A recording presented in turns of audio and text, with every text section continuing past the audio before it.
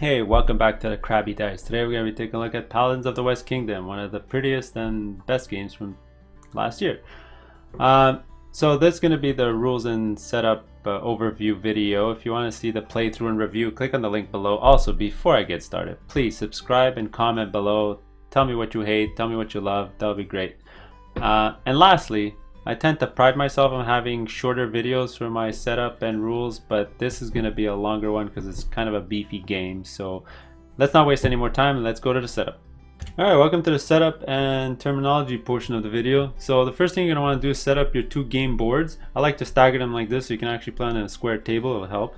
You put your money and provisioning in one pile. You put all your meeples. They all have names, but I'll be just calling them by their color in another pile here. We'll deal with some of the bigger decks first. So this is your townsfolk deck. Give it a good shuffle and they're all going to fill up the slots up here. So I'm just going to put one per slot. Doesn't matter per player count. You'll just fill it all up and you can put the deck at the end of the track here. You'll do the exact same thing with the outsider deck. Those have a more of a multi-colored background on their cards. But again, you'll just fill up all the slots down here. See if I can go any faster. And the deck will go at the end of the board here. Let's fill up some of the cards that are on the board themselves. So the green deck are called King's Favors. These are worker placement spots that are going to be available for us to use. Oops, face down, obviously. Face down. These are going to be worker placement spots we can use during the game. And the red ones are called King's Order cards. These are endgame objectives that we can try to fulfill during the game. Alright. Let's see, some of these other decks. This is called the wall deck. They're obviously all going to look like walls, kind of plain looking. They go up here. The depth deck, they're all the exact same cards, so just put them here. And the suspicion deck, give it a once over shuffle and place them here. Alright, we're almost finished setting up on the game board. There's the tavern deck. These are cards we're going to be drafting to get our colored meeples during the round. Put that near the meeples because that's sort of handy. And lastly, we're going to set up our tax supply here. So depending on the number of players, you just look at this chart and put that many coins on the board. So let's say you're playing a 1 or 2 player game, you'll put out 5 coins in tax supply. Let's go check the player boards. Player board is very easy. You're going to put outposts, priests, and workshops to fill up all the square outlines on the top here. You'll do the same thing for the jars, but you'll notice that they are set up in ascending order, so make sure you don't have any duplicates. On the left here, this is called your attribute track. You have your strength, influence, and faith. So they're all going to start off at 0. Now, each player is going to start with 1 provisioning and 3 coins. I like to hold them down here. You'll figure out who first player is and give them this token. And lastly, each player is going to have a unique deck. Well, it's not really unique, but they're going to have a deck of 12 Paladin cards. Give it a good shuffle and place it beside their player board. You can put it there. Alright, before you start the game though, you're going to have a pre-player order draft of your first townsfolk that'll join your town. Alright, so starting with the last player, they'll take a character, and then the third player might take one, the second player will take one, and then finally the first player will take one. Alright, these characters are going to be placed next to your player board, and they'll give you a special ability during the game. Now, these characters are free at the start, even though there's costs. During the game, they'll cost something, and don't forget to give them a bonus if they do have one at the bottom left over here with the lightning bolt symbol. So in this case, this player will get an extra coin. Now before you start, you obviously slide all these cards over and refill up the track. And then we're ready to rock and roll. But let's talk about the rules first. Alright, the rules breakdown. There's a lot to cover, so I'm going to break up the rules into 2 parts. First going to be the overview and the scoring, and the second is going to be the actual minutia of all the actions you can take and how it affects the board. Alright. So let's talk about the first part first, which is the game overview. So Paladins of the West Kingdom is a worker placement game to a certain degree. But instead of having a main game board where you can place workers, well, you do have over here, it's mostly about collecting different colored meeples to place them on your own player board here to perform the actions indicated. Alright, and you'll need specific colors to perform those actions. So that's how the game works. So if you want to perform this action, you'll need blue, a green, and wild, or anything. Alright, so that's how it goes. So just like every Euro game, you're going to want to score the most points to win the game. And how that works, and like every other of the West Kingdom games, you're going to look at the little flags here, which indicate victory points.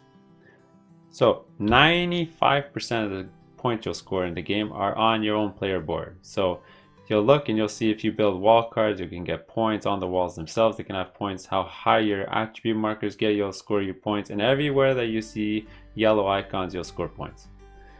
Now, just as an important note, if you ended up putting out all your jars, for example, you'll only score the last indicated value and not the addition of all these values.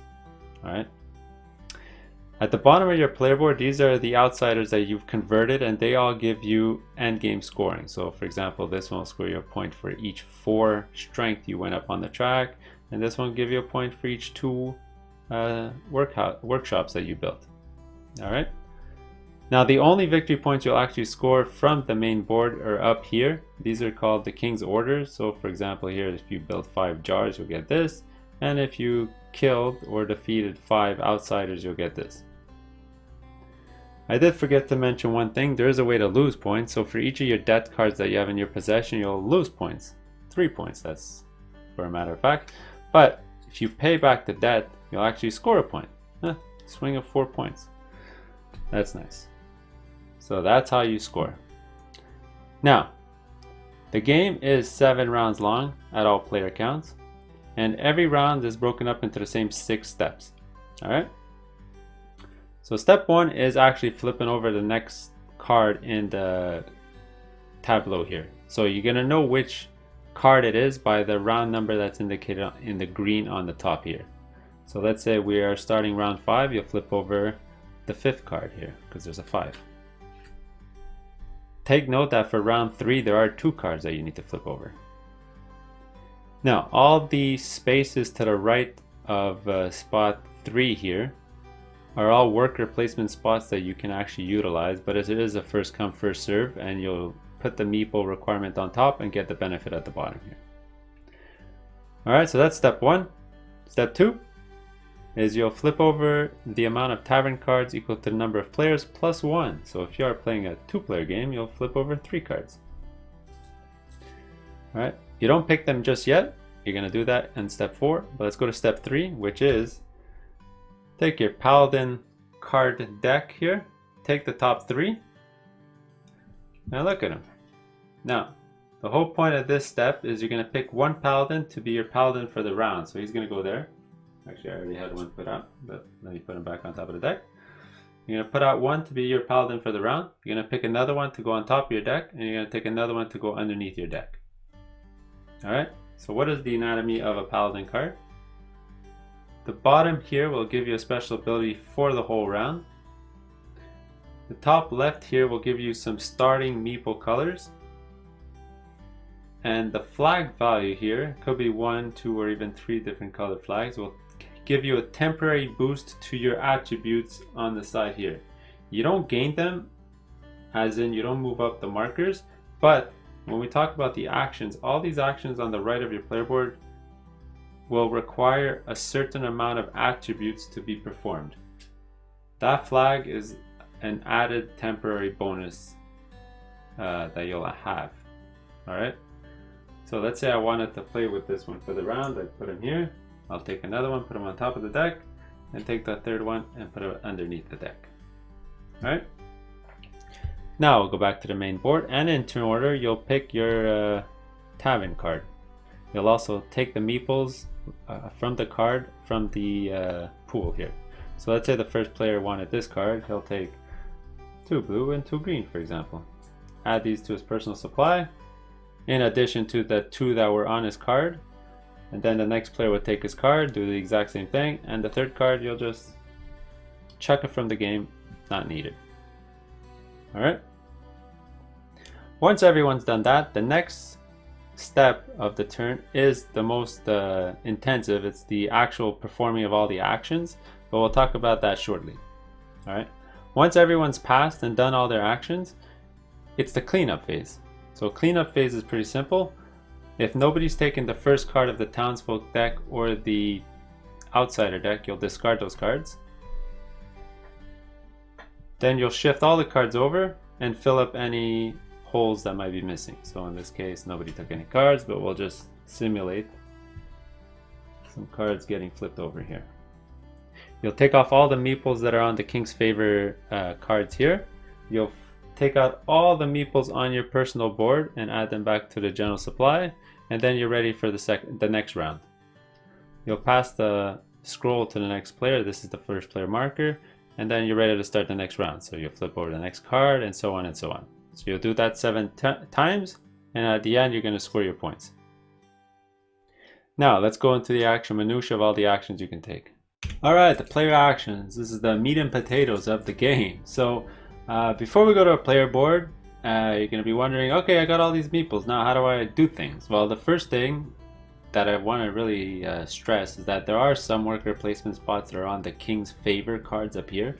They are first come first serve, so you know, once somebody goes there and executes the action, nobody else will be able to do it till the following round, because during the cleanup step we're going to remove all these meeples. Alright, so now let's go to our player board and actually talk about the main actions that we can take from our player board. So we're all going to have our meeples, and we're all going to activate these actions. So the name of the action is marked on the action space, and the meeples required to perform the action are displayed below it. The white outline means any worker can go there. Okay, so you're going to see that for all the spots. So for example, if you want to go recruit, it's either a white or anything, and or a red. Okay, so let's talk about these actions. So the two easiest ones to talk about are trade and hunt. These ones are just ways to get more resources. So here you have provisioning, here you have coins. So the way these work is you can put any meeple, including a white one, on the first spot, and you'll get 1 coin or 1 provisioning. Alright, or you can put 2 meeples, I'll put a blue one here, to get 3 coins or 3 provisioning. Now, the only thing you really need to know about this space is if you perform a 1 meeple action, you can't in a subsequent turn put a second meeple out to do that same action again to get 3 plus 3 coins. Right? So if you put in 1 to get 1 coin, you can't go back to put another one to gain plus 3 coins later on, unless you clear off the whole space. So once a meeple is there, you can't go again.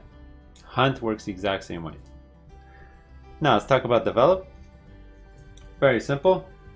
You take any 2-color meeple, and what you're going to do is pay 4 coin to put out the first workshop onto the right hand side of your board. So pretty simple. You're going to take it and fill it out on any of the square outlines that you have here on the right hand side.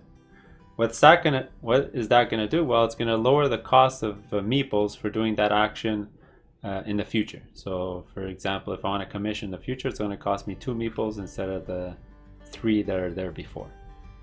When you build a workshop, there's always a meeple there. You'll gain that from the general supply.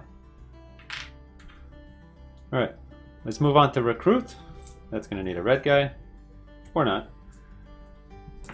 So if you only put in 1, you're not recruiting the townsfolk, you're discarding him. So what you're going to do is you're going to look at the townsfolk area up here, and you're going to focus only on the top right of the card. Alright, so depending on which one you want to discard, you'll get the bonus that's there. So for example, if I want to discard this guy, I'm going to gain 2 white workers from the general supply. There is a cost of doing this though. The cost is at the bottom of the card. So if you want to do it to this guy, it'll cost you 1 coin. If you want to do it to this guy, it'll either cost you a death card or 2 coins. But hey, that one will give you a criminal, which is purple. Criminals are wild, they're the purple guys. Alright, you're going to notice there's no purple on our board. That's because they're wild. You can just pretty much put them anywhere. Now, if you recruit the worker, instead of looking at the top right, you're going to look at the bottom of the card. So the first thing you're going to do is, if there is a lightning bolt symbol, I'll grab this guy instead. You'll gain that benefit right away.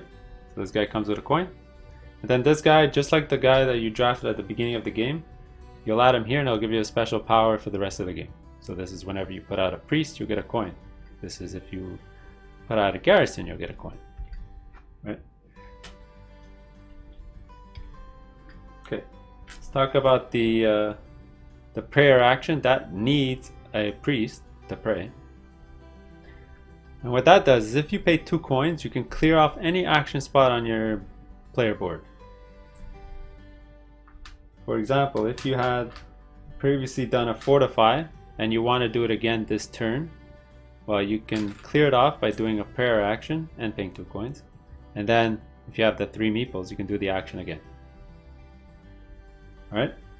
It's very useful near the end of the game, strategic hint, to do the action more than once. And lastly is Conspire. There you can put any colored meeple and get yourself a wild meeple, which is purple. Now, you're like, what's the drawback? Why wouldn't you do that every turn? Well, that's because a purple meeple is a criminal. Every time you gain a criminal, whether it's with this action, a tavern card, a special action up here, anytime you'd pick up a suspicion card. So if you picked up a tavern card that had 2 purple meeples on it, you'll get 2 cards. These cards are going to sit right here on the top right of your player board, and you'll gain the amount of coins shown on the card from the tax supply. We'll talk about what happens when the tax supply is emptied at the end of the video. Alright, so that's Conspire and Purple Workers. Now let's talk about all these actions on the right. These are special actions, you can sort of think of it that way. These all required certain amount of attributes so that you can do the action, but it'll always give you the benefit of the attribute on the right hand side. So for example, Commission, you need at least a baseline of Faith, and it'll give you some influence. Fortify, you need influence, but it'll give you strength. Alright, so I'll just show you with an example of Commission. Actually, I'll show you with Fortify first because it's probably the easiest. So Fortify is getting a wall card. So the cost of the wall card is on your wall display up here. So the first card is going to cost 0 influence but 1 provisioning. So discard your provisioning, grab a wall card, and place it there. Alright. You gain the benefit on the card. In this example, it's 2 strength. You're going to notice that Fortify always gives you strength. So every single wall card will give you at least 1 strength, but this one gives you 2. So you're going to go up 2 ticks on the strength track over here. The future, this can go up, up, up, and up. Alright. So that's the first one. The next wall card that you get is going to have a requirement of 1 influence and a cost of 1 provisioning. So you'll have to discard another provisioning and have at least 1 on the influence track. Remember, your Paladin will add a temporary boost to your attributes, so you can add those in. Alright, that's Fortify. Garrison and Commission work the exact same way, except the one uses black tokens and one uses red tokens. So let's talk about Commission first. Both of those actions deal with this part of the game board. Alright, you're going to be placing those tokens, either red or black, on the spots marked or indicated here. So the requirement for placing in this section is displayed below. So 0 faith or 1 strength. This section here is 2 faith, 3 strength, and so on and so on. So for example, if I want to place my priest here, I would need at least 4 faith.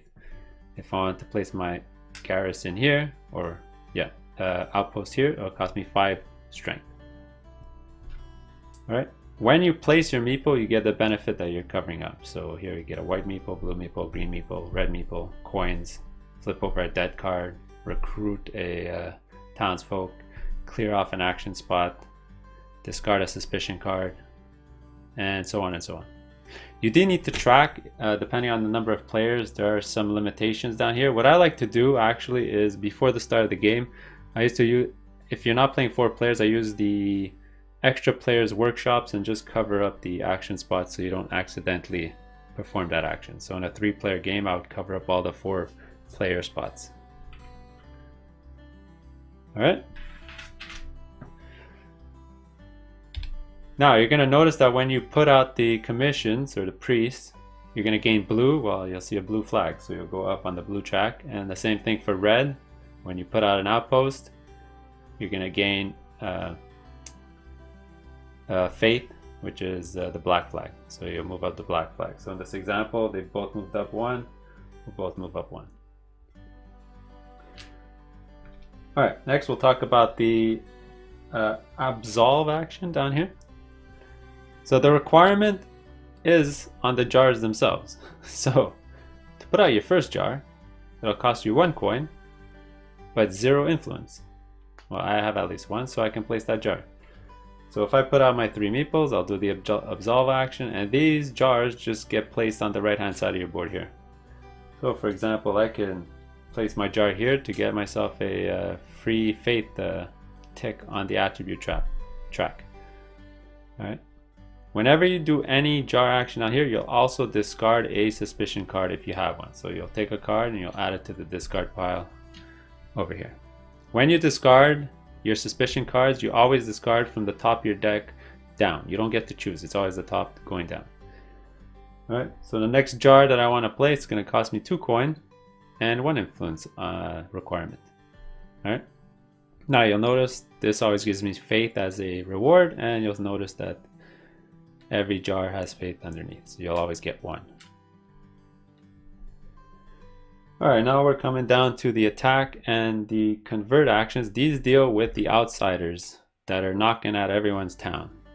Alright, so attacking, you'll look at the red on the right hand side of the card, and the converting, you'll look at the black and bottom sides of the card here. So let's look at the anatomy of an outside card. This is his faction. You might want to keep note of this if you have a special ability. But if you convert, you'll obviously always get red, so you'll look at the flags and move up that many ticks on the strength track, and you'll put this card underneath your player board here. So the first card you get is free, the next one you'll have to pay a coin, then 2 coins, and so on until you have to pay 3 coins at the end. I had already mentioned in the other overview that these are endgame scoring cards. If you attack an outsider, there we go, you'll gain the benefit here on the right. So if you attack this guy, you'll get a influence attribute of a white worker and a provisioning. To attack, you need the requirement stat on the right here. But just for attacking, you could pay 1 coin to give yourself a +2 boost. Alright, so if this one needed 3 and you only had 1, you can pay 1 coin to bring yourself up to 3, and then you can attack this character. Any character that you attack after gaining the bonuses on the right hand side here, you'll discard this card into your player area, because it might count for bonuses near the end of the game. So don't discard it to the general supply. Alright, those are all the actions. So remember, you can do those actions or you can do these actions, and then you just keep going. So when you run out of meeple, or when you decide to pass, you'll pass, and when everyone passes, you'll go to the cleanup step, and then you'll go to the next round. Alright, the only extra things I need to mention are you can carry over between 1 and 3 workers between turns. So every turn you'll have between 6 and 9 workers to use. And now let's talk about the Inquisition here. So how does Inquisition work? So when this runs out of coins, what's going to happen is you're going to figure out the player with the most suspicion cards. So those are the purple cards on the top right of your player board. Whoever has the most is going to get a death card, and they get to discard half their suspicion cards rounded down. So if you only had 1, you keep 1. If you had 2, you go down to 1. If you had 3, you go down to 2. If you had 4, you go down to 2, and so on. Alright, if there's multiple players tied for that, they all get it. So they all get a dead card and they all have to discard. So if everyone had 2, everyone gets a dead card, everyone discards 1 suspicion card to the discard pile. Alright, that's sort of how the game flows. So just a brief overview of everything. So you're gonna, in turn, flip over the card here, flip over a tavern card, pick your paladin, draft the tavern card. Everyone's gonna perform their actions in turn order. Then you'll do a cleanup step, and then you'll go on to the next turn. So that's how the game flows. You'll do that 7 times and see who wins. Let's rock and roll. Go to next video for the playthrough, but I hope that helped. If there was any issues, let me know in the comments below, or if you want me to make any changes. Alright, later.